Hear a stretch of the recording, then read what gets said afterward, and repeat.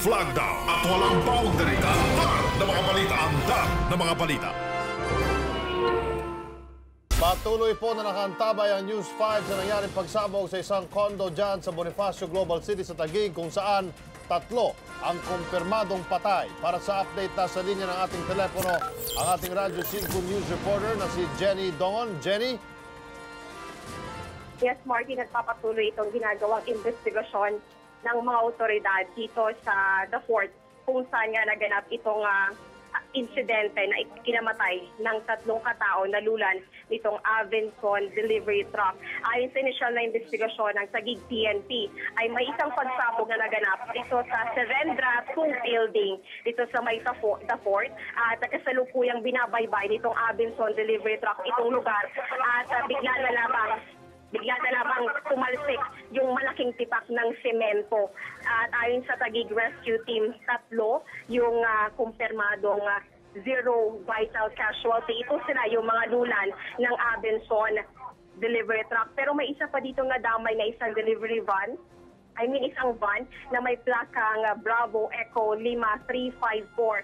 Pero hindi naman siya as in talaga naapektuhan ng pagbagsak ng mga tipak ng semento dahil natabunan siya noong Abenson truck. Sa ngayon ay may mga otoridad na dito, nagkahalo-halo na itong MMDA, may SWAT team, may mga rescue team na rin tayo dito. Yung mga tao, kasi maraming ang tao nakapalibot dito, ay pinapalayo nitong mga otoridad dahil daw maaaring magkaroon pa ng explosion doon sa 4th floor nitong building. Pero sa ngayon, ay wala pa tayong nakakausap na otoridad para magkumpirma kung ano talaga yung dahilan ng pagsabog dito sa 4th floor ng Serendra building. Nakaantabay pa rin itong mga kagawad ng media dito. Maging tayo ay tinataboy ng mga otoridad para daw hindi tayo maapektuhan ng maaari pang pagsabog dito sa lugar. Pero ang kumpirmasyon ay 3 itong lula ng Abenson delivery truck na ayon sa mga otoridad ay zero vital signs. Jenny, Mula dito sa... Jenny? Yeah, si Teresa to. Yes, Teresa. Oo, kanina sa report ni JL, sabi niya sa 5th floor na galing yung pagsabog. Aling floor ba? 5th or 4th? So, ay nakikita natin, meron tayong either 4th or 5th floor ito kasi hindi tayo masyadong pinapalapit. Pero mula dito sa kinatatayuan natin, nasa 4th or 5th floor ito. Pero kasi ayon sa mga otoridad, yung sa initial na in-interview natin kanina, yung Taguig Police, ay nasa 4th floor. Yun yung sabi nila. Pero sa ngayon ay nakaantabay pa rin tayo sa kumpirmasyon dahil ayaw pa talaga nila magbigay talaga ng full details dito sa nangyari. Dahil maging tayo mga media ay hindi pinapalapit doon sa lugar dahil maaari pa daw magkaroon ng explosion doon sa lugar. Pero ayon sa kanila 3 yung zero vital sign, may mga sugatan pa na agad namang isinugod sa ospital. Jenny, bigyan mo nga kami ng eksaktong detalye. Anong oras ba talaga ito nangyari, itong pagsabog na ito? Ayon sa Taguig PNP, 8:07 nangyari yung pagsabog at sakto namang padaan dito yung Abenson delivery truck at isa pang van na may plakang DEL 354 at sila yung napuruhan nung pagsabog nitong isang bahagi ng gusali ng Serendra Building 2 at yun nga yung nangyaring incident. I-figure out lang din natin, Martin, yung sitwasyon dito, napakalawak na nung kordon na inilagay ng Taguig PNP dahil malapit lang ito sa SM Ora. So halos lahat ng mga nasa loob kanina nung mall ay nagsilabasan dahil nga malakas yung pagsabog. Nakaramdam sila ng pagyanig. So, medyo mahigpit yung seguridad na ipinapatupad dito sa lugar sa ngayon. Okay. Jenny, in-evacuate ba yung mga nakatira doon sa Serendra Building 2? Dahil baka, sabi mo nga kanina, baka may sumunod na pagsabog. Oo, nakikita natin yung may mga tao dito sa ground floor. Dito sa, kasi may Serendra 1, Serendra 2. Yung may marami tayong nakikita mga tao dito sa Serendra 1. Pero yung nakikita natin dito sa building na kung saan nga nangyari pagsabog, off nights na, wala na tayong nakikita ng lights doon sa mga kwarto dito.